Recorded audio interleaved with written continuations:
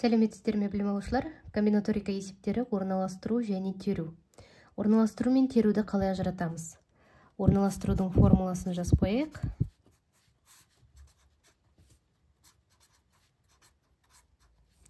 Терудің формуласын жазып қояйық.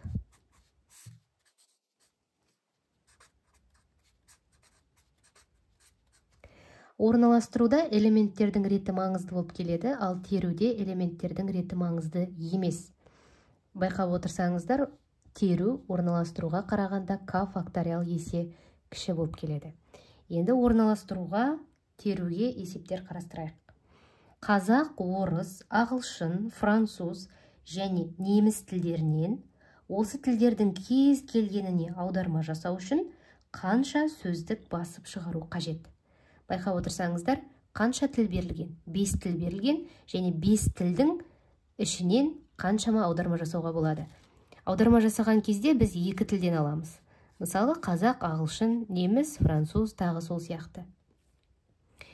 Енді қараңыздар, барлығы 5 тіл, оның ішінде 2-2-ден сөздік жасауымыз керек, 2 тілдер арқылы. Рет маңызды: қазақ, ағылшын, ағылшын, қазақ, орыс тілі, ағылшын, тағы сол сияқты. Демек, бұл бізде орналастыру болады. 5 элементті 2-2-ден орналастырып шығамыз. 5 факториал. 5 факториалдан 2 аламын.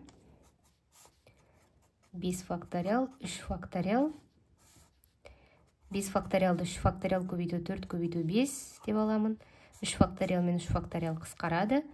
4 5-ім 20.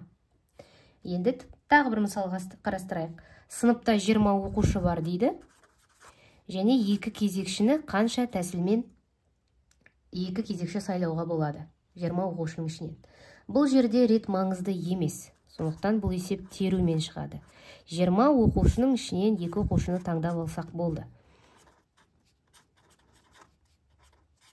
Ұл бола ма, қыз бола ма, бұл жерде оның маңызы жоқ. Қай оқушы болса да. 20-дан 2-ні алып тастадым, 18 факториал.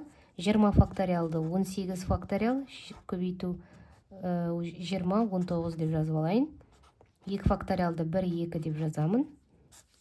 Қысқарады. 2 мен 20-ны қысқартамын. 10, 10-ды 19-ға көбейтемін, 190. 20 оқушының ішінен 2 оқушыны таңдап алудың 190 тәсілі бар екен.